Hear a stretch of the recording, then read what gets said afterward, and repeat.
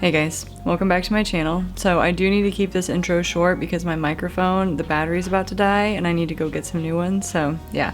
But I did go ahead and go pick up another palette from Luna Magic at Walmart.